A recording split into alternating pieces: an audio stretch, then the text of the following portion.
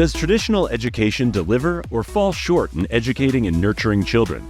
Introducing Aligned Learning Revolution, the show that confronts conventional norms and presents dynamic alternatives to transform education.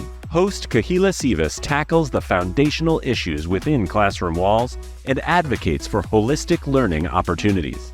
It's time to reveal the strength of the innovative, holistic neuro-growth learning approach that goes beyond conventional teaching or tutoring methods, assuring every learner of a stress-free learning journey to unlock their fullest potential.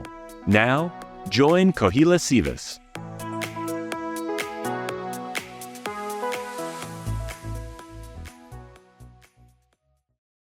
Phyllis, welcome to our podcast today. How are you? I'm good. How are you? Very good. So you're in the classroom this year. What grade do you teach? Yes, I teach high school science, 10th through 12th graders. Now, why did you want to become a holistic neurogrowth learning success coach? Because I've been working with students and working on really personalizing their educational journey in science and helping them.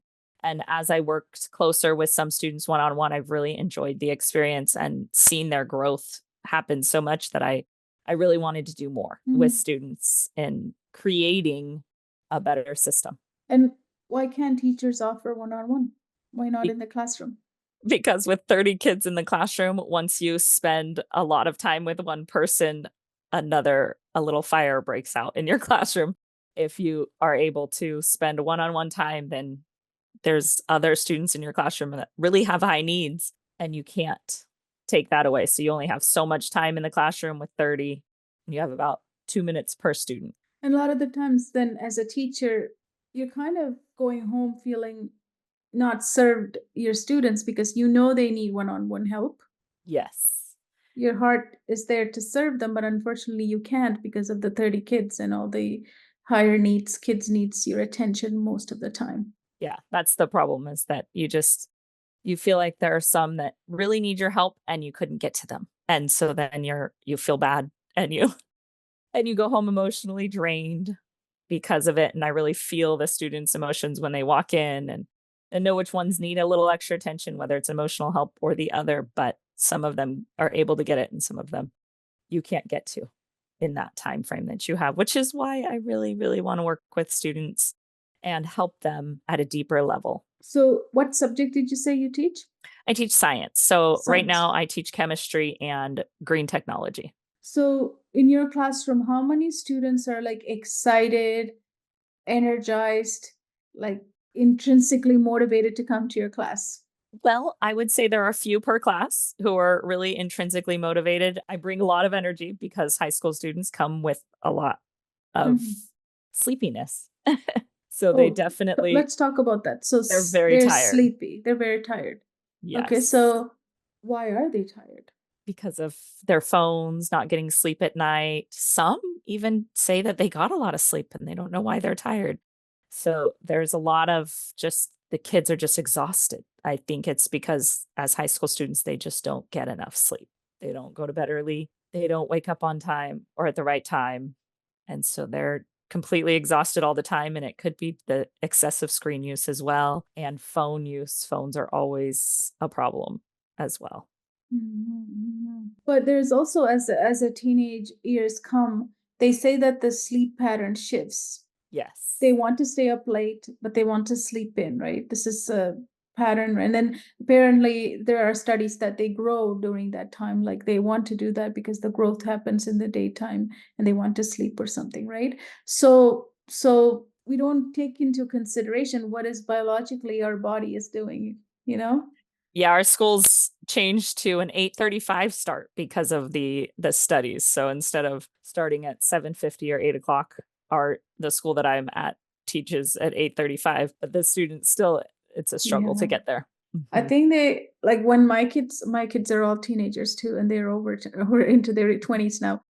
I think more like 9:30. I mean, even that's too early. It's around 12 is when it's daytime. When it's morning for them. Yeah. Like you should see them in the day. Like you have younger kids, right? Your kids are Yes. young. Yeah. So when they grow up, you'll see that when they're off on the off days, you don't see them until 12. hitting the kitchen for breakfast. That's so funny because I was always an early riser even in high school. Yeah, I am too. I can't sleep past Yeah. 6 o'clock. I just naturally get up, right? Yeah. But as a teenager, you do go through, that's good that your school honored that.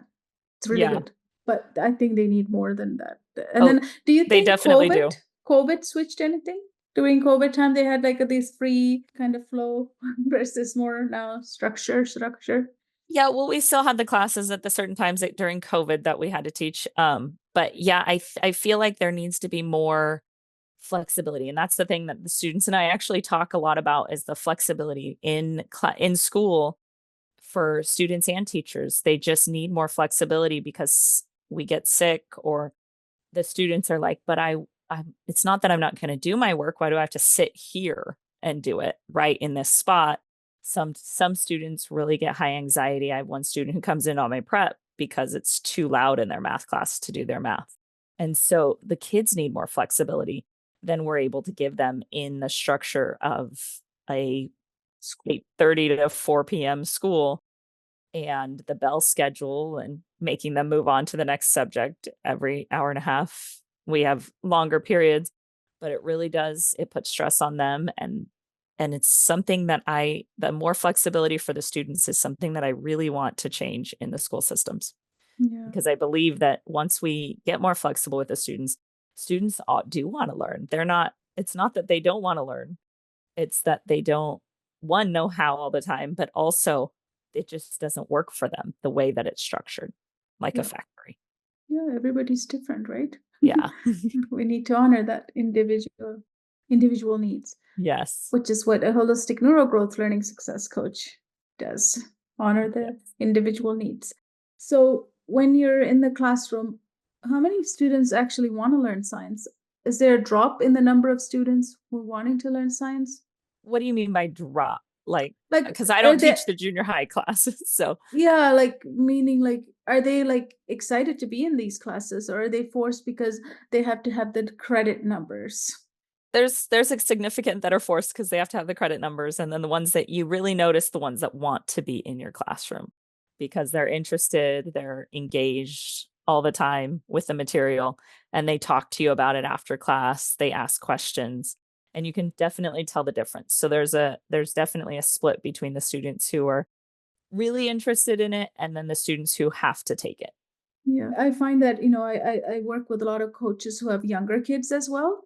I find that if we can really get this curiosity and the drive for science at a younger age, by the time they hit like high school level, when they come to your class, they want to learn, they want to figure stuff out. They know, science is important. It's part of everyday life for them, that they want to learn it. But whereas I find it too, many of my students say, I just take it because I have to get the credit. Yes. Yeah, no, and they've proven that if students have a robust science program before the third or by the third grade, Yeah. anytime third grade and younger, then they'll continue in the science. Like they're more likely to continue in the sciences and be interested in it as they get older and in high school and be a better science student. But if they don't have any teachers that teach science like robustly in their classrooms, then they just lose that interest, which is sad because our children are little scientists to begin with. Yeah, we're curious about everything. Yeah.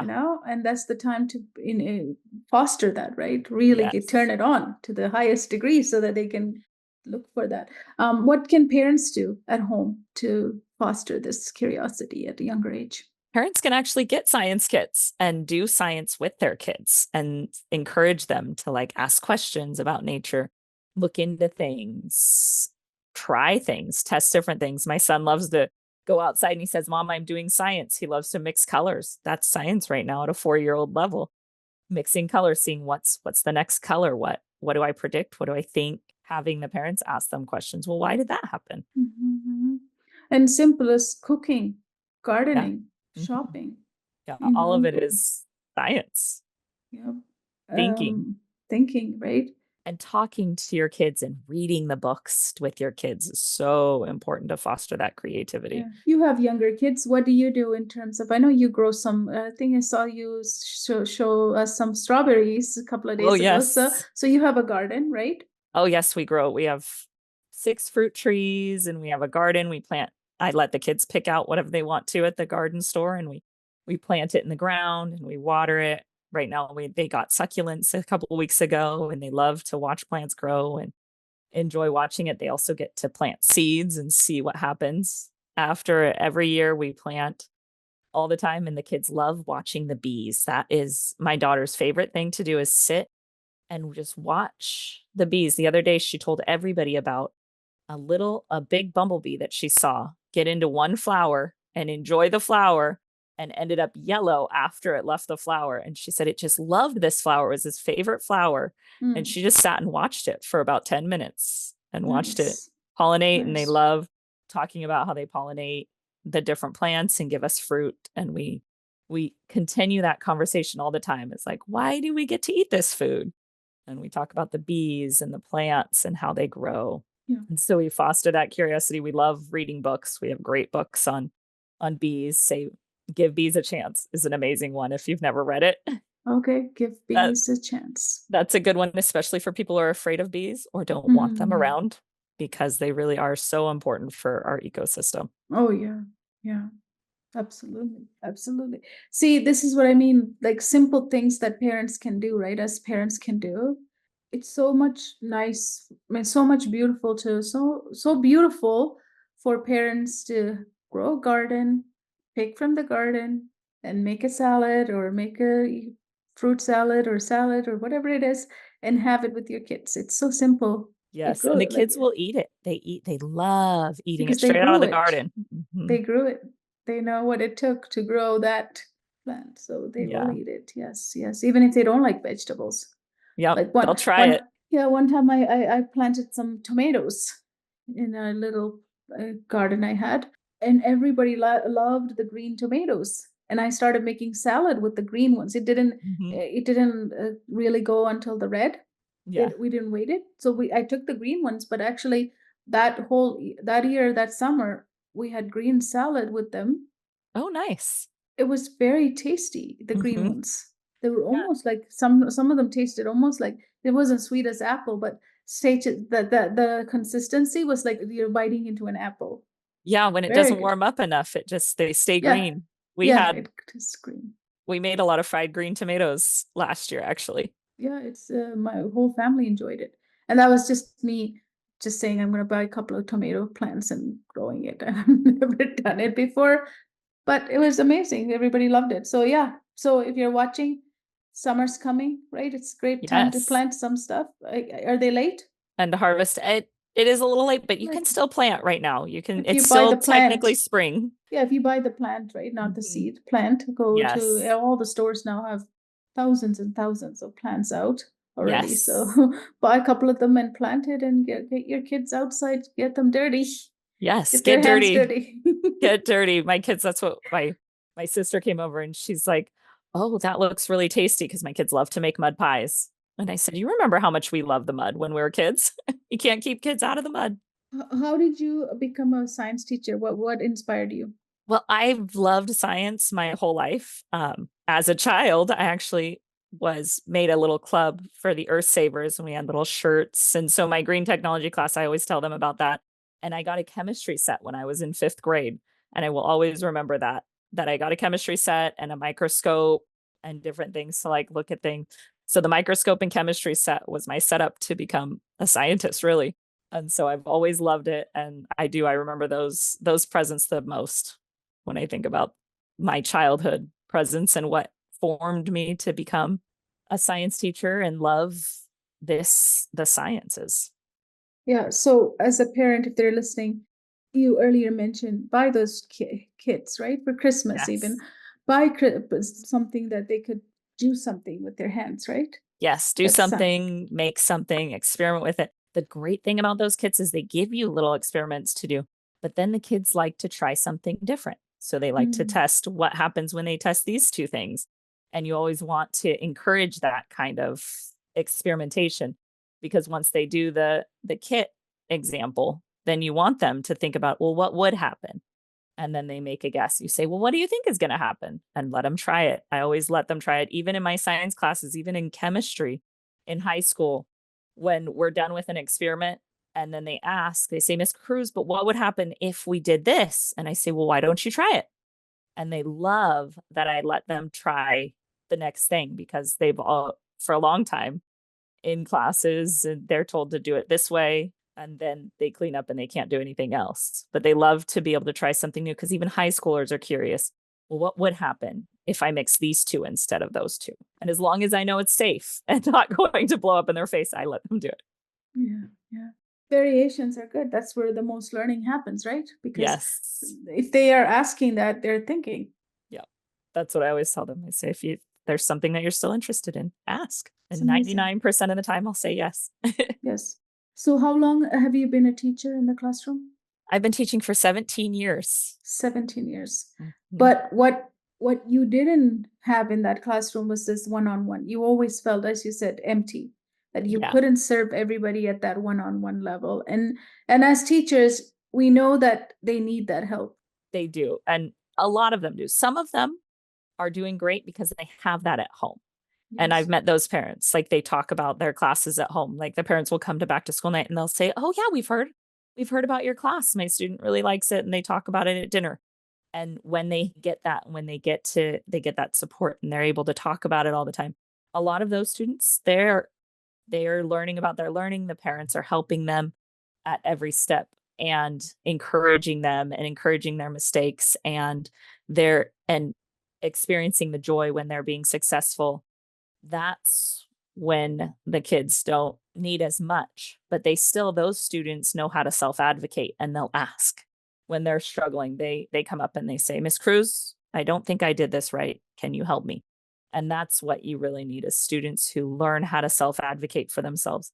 Because once they can understand how to do that, then they can excel at anything, because then they know where to get the information or how to get help when they're struggling. Yes. So if a parent is listening, they're hearing that as a holistic neurogrowth learning success coach, you're able to work with them one-on-one. But more importantly, what is it you do now as a holistic As a learning holistic success? learning success coach, is teach the kids how to learn, and then also how to get that self-advocacy, learn from themselves and change their mindsets. It's so much around mindset as well. Is when you want to gain the knowledge, you will. You'll do the work that it takes. You'll get there because you want to. And sometimes students lose that when they feel like they're failing. So as a holistic neurogrowth success coach, I help them understand what they can do and where they can go next, and fill in those gaps, because you lose things along the way. Once you're failing, you've lost a lot of pieces along the way, those puzzle pieces that really make the whole picture complete. And filling in those gaps is really, really important for the students to be successful. And you're able to fill that because you can identify it in one-on-one, personalized, customized format, right? Yes, in the classroom, you cannot identify where each student's gaps are. So you base it off of an average of the whole class. But with this, you get to actually get to know the student and find those gaps and fill them in and help them along the way, so that they can actually climb those stairs instead of fall down at every other step. Yeah, absolutely. How about, I had a question. I lost it. What do you like to tell parents about your program? What would you share? I like to tell parents that it's really based so much individualized to their student, and will personalize it based on what their student needs, and give their student that support that they need. If they can't, a lot of students really struggle to find that support, and having adults, and it's been proven time and time again that having the adults support, and at least one trusted adult that really understands them and knows how to help them, helps students become successful. And without that, a lot of students will fall behind or take a wrong path and not be able to get back to a path that will lead them to where they want to go. Yeah, absolutely. Absolutely. So what age group do you specialize in? I specialize in 8-year-old to high school, so 8 to 18, because really getting into the science and math behind the science, At an earlier including age, like at an so earlier age. elementary. Yes. Just Mhm. trying to get them excited about science too. So I have 2 different programs, one for the older kids to really help them fill in those gaps that they don't have, what they didn't get when they were younger, to be successful in chemistry or physics or biology, any science that they're taking in high school or junior high. And then for the younger kids, it's getting them excited about science, giving them experiments and enjoyment from the sciences, and making those connections, like graphing the simple graphs and showing them how science is explained by math. And then they understand, oh, why do I need math? And how the communication between science, and this is also true for the high schoolers, is that communication between, for science, oh, that's why we need to learn how to read and write, isn't to understand how to follow directions, also to communicate what we've learned from our experiments. And that's one that really gets lost, is that science encompasses all of the disciplines, and which is why it's such a good jumping point for me to teach kids, younger and older, the interdisciplinariness of it, because it also brings in history on, like, oh, who discovered this and when, and why was that a big deal that they discovered it at this time? Absolutely. Absolutely. I like it. I like it. It's even your program is holistic. Yes. Yes, I like to encompass it all and bring everything together so that the students understand, well, it really is, everything is works together very harmoniously. We break it up so much in school to where it's like one thing doesn't seem to connect to the other things all the time. And that's why kids lose interest, right, along the way, because they don't see that connectedness of anything, or even in math, right? Yeah. We teach little by little, we chunk it, but then we don't give them that, how do I apply it in my regular life? Yeah. part. Why is it important? Yeah, so I like your program. So that's bringing science and math together, and you are also working with the younger students so that you can get them excited for. That's the part that I think parents, as if I want to stress with parents who are watching us today, is that it's really easy to get our kids excited when they're young. Yes, it is. They love it. They Yeah, they're have curious. this desire to learn. Yeah, they're craving it. Yes. Yes, and the less we can separate them from, give them less of the electronics, but get them to be with nature, walk nature walks, as we said, planting, right, shopping, Yes. Just being cooking. outside, making things with nature, Yes, collecting things on your walk, and then letting the kids make art with it, painting with the colors of the flowers that you have. All of that it encompasses art as well. It's so much fun. yeah. Yeah, getting outside all the time, every day. Because I find that by high school, I work with a lot of high schoolers as well myself. By high school, really, if you don't have this curiosity built already, you're really struggling to see what is the point? What am I doing? Why am Yes. I here? Right? That's why they lose that whole interest, and then add the sleepiness to it. Yeah. Forget the school. Yeah. Yeah. And until they get somebody who they feel really cares, they're not going to try. Yeah. So if somebody is a parent with an older child is watching us right now, well, how can we help them? Because I know how hard it is to really motivate a teenager, right? Yes, it really is. I would just say start with the questions. Questions. Start with making sure that they know that you're supporting them, however they're doing, and just start with those questions. Like, how was school today? What'd you struggle with? What did you do well in today? And they'll start opening up. It might take a few times. It might take Yeah, a that's week what I or was two. gonna say. What if they say, Yeah. nothing? Yeah. And at the beginning they will, but when you keep at it and you keep asking, they'll eventually give up and they'll be like, oh, I guess I gotta answer these questions. And then they'll start actually talking to you about it. And once they start talking, it might never stop, which would be a great thing. But it might also open it up to dialogue on, like, oh, okay, so you're struggling in this. What can we do next? How can I help you? Or do we need to ask for help? Like, when is it time to ask for help? When is it time to get a coach? When is it time to get a tutor? When has it gotten to the point to where you're thinking we need medical help or educational help in this case? Because that's what we always struggle with. Like, when do we call the doctor? And so in this Well, case, when we sometimes call, it's mental health too, right? Because yeah, the more you struggle, sometimes students are struggling mentally because their emotions are not in quite together Yes. anymore, because as you start not understanding classes, sometimes failing a couple of tests, now you feel like you're in trouble, you can't talk to anyone, right? It happens. Yep. So yeah, you're right. Sometimes you have to check with the doctors too, because you don't know what's going on. I think older parents can also, a lot of the time kids don't, like with our teenagers, I found that certain time they don't want to talk to you. Like Yeah. sometimes, like my son doesn't like talking after school, but there's time like he'll come and he'll start talking on his own. Usually I'm busy at that time. That's when he does it. It's almost like he does it purposefully.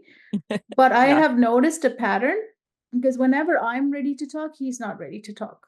Hmm. We were missing an opportunity to talk like this. We were mismatched in the way that, the time frame was mismatching, Yes. right? So Hmm. eventually I figured out a pattern. He likes to come and ask me things when I'm busy. So then I had to kind of slow down my busyness and listen to him, because instead of fighting him with him to talk to me on other times Hmm. when he wasn't ready, might as well talk to him when he's ready. So sometimes even observing those things in the patterns with your child helps. Yes. They're not, I mean, teenage years are always up and down in moods, right? Oh yes, they're very moody. They're fluctuating with their moods. So Yeah. it's better to, like after school, sometimes my son will just sit, and if I ask anything in any way again and again, he'll be like, it's okay, it's fine. Yeah, they'll be very tired after school. They need that break. They need something that Yeah, they just don't want to talk about it. So it's no. okay if you're listening, a parent is listening and you want to talk to them, just choose different times and see which one worked better, right? For Yeah. me, I don't even know yet what my son and I, like what's the best time to talk to him yet. But I know that he always comes when I'm busy. Yeah. So maybe pretend to be busy sometimes and Yeah, then yeah, at that's the what I right do. time whenever he comes, like 6 p.m. or 7 p.m. I have to stay busy so he'll come talk to me. But teenagers are also wanting to make sure that would, like, would I give up? Like sometimes they test you, like they say those things like I don't want to talk to you, but they're testing you. But Yeah. if, like you said, if you keep at it, they're like, okay, she's never gonna give up, so I better talk to her. Yeah. And if they know that you care, like I noticed that about my students. Like eventually they start to open up because I'm always asking them, "Well, how are you doing? What's going on today?" And like they open up, but it takes them a lot longer because at first they don't know if you're genuine and if you Yeah. care.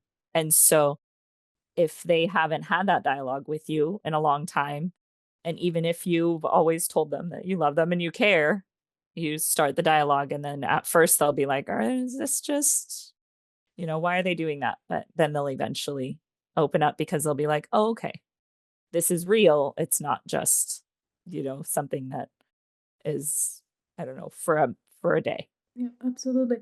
What else would you like to share with the parents who are listening? That's so key in the kids is that they want to open up to somebody, and they hide though because they're afraid of rejection. They're afraid of rejection from their peers, they're afraid of rejection from you, they're afraid of rejection, period, because Yeah. they're going, that's the way their brain is working right now. And so that fear of rejection really makes them close up and not talk to people. And until they feel like they don't have a chance of rejection, like you won't reject them. And as a holistic neuro growth success coach, I never reject the students, and they know that from Mhm. day one, is that you're always on their team and always on their side, no matter what they're struggling with. And though as parents, we feel that they should know that and that they do know that, they're always trying to be as good as they can for us if you're their parent. And so that fear of failing you or getting rejected by you or disappointing you is one of those things that hold them back as well. And so it's not always something that's you've done wrong, is that they love you so much that they want to not disappoint you as being your child. And so that is something that also holds them back, is just that fear. Yes. So you're saying connect with them, communicate with them Yes. authentically, take the time. They will reject you, but that's okay. Yeah. Keep at it. Keep at it, because once they realize that you're always on their team, no matter what happens, they will open up to you. Yes. And start the curiosity early for science. And and connect math alongside science. It's easy for understanding science, is what you said too, right? Yes, helping the students make the connections between science, everyday real world things, and what they're doing in their classrooms Yes. or in their studies if they're doing homeschool or out school, whatever it is that they're doing. Yeah. And also you said added that expose them to science. It's all around us. It's not something we need to even go buy. Like, we don't even need anything. Making dinner with you tonight is an experiment. Yep. And have them write it down. Writing down what you do, say, do you want to try something different in this recipe tonight? And have them write it down and write down what the results are. And that is science. That's an experiment right there in the kitchen with you. And then you guys get to taste it, which is cool. You don't always get to taste things in the lab. And so in your kitchen chemistry lab, you always get to taste your experiments and see if it turned out. Yeah, those are all very, very powerful messages to parents, because as parents, we always think that, even me, I always think like, oh, I need to make a big grand project with my son. That's a time consuming. I can't do that. I'm busy. We can make a story, right? But these things don't even take time. We have to eat every day anyway. Yep. We have to eat 3 meals a day. So involve them, and it's less work for us, right? Yes. I mean, sometimes it can be more work because they'll make a mess, but that's also good. Yeah. Because you're teaching life skills along with it. And then they'll want to start helping in the kitchen, helping wash dishes. Sometimes after helping in the kitchen, my 4-year-old son will be like, I want to wash the dishes. Don't wash them. And he won't let me touch them. Yeah. And he'll wash them all. Yeah. Life skills for a lifetime. Yeah. Lifelong. It's yeah. amazing. Include them. Invite them, even if they're grumpy, even if they're sleepy, because if you have teenagers, yeah. that's a normal part, but they still want to be connected though. Yeah. Every human wants to be connected, right? Everybody wants to be connected. They want to be connected. They want to be loved. They want to enjoy it. They want to be there. They want to be present. Awesome. Thank you, Phyllis. This was amazing. This is awesome. I really learned quite a bit. And I really like the way that you're connecting the math and the science. I think that's very important because I teach math, right? Yes. For me, I always loved science too. I always thought we could create a program where kids learn all the elements in the periodic table. Yes. Because then by the time they're in chemistry, then they already know it. They already know it. They already know the symbol. They already know the numbers. You know how hard it is at high school to memorize those? Yes. Because literally you're pushing to memorize. But if we start in grade 3, grade 2, for those kids, their memory is so sharp, right? They just they're like sponges. They just absorb. And even if it doesn't 100% make sense, they just know that there's a periodic table. These are elements that are found in the world. Sometimes I can even find them in my backyard, some of these things that, I'm breathing some of these combined elements anyway. That's the, oxygen and I'm in water I'm drinking. Right? Yeah. One of our favorite jokes is that love is in the air. Nope. It's nitrogen and oxygen. Exactly. Yeah. So I think that program always intrigued me, that the periodic table could teach kids so much. Oh, it can. Before they even need it to use it in a content wise, right? Yes. Would be a great program too. And just like times table in math, it's the foundation. Right? And even using the numbers, because when you're learning your numbers, the periodic table has all the numbers. Has all the numbers. So if you're learning 1 to 100, could even start it in kindergarten. Exactly. Yeah. I never thought about that. Yeah, you can actually start your number system on the periodic table. Yes. And before they know, one is hydrogen, they'll tell us.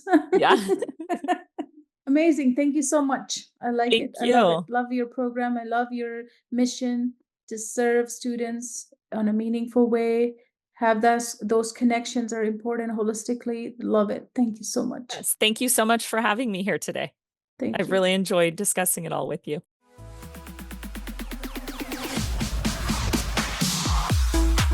Thank you for tuning in to today's episode. Our purpose for this episode was to spark a reevaluation of the current education system. For more episodes offering practical and comprehensive strategies to enhance learning, please visit www.learningsuccessacademy.com.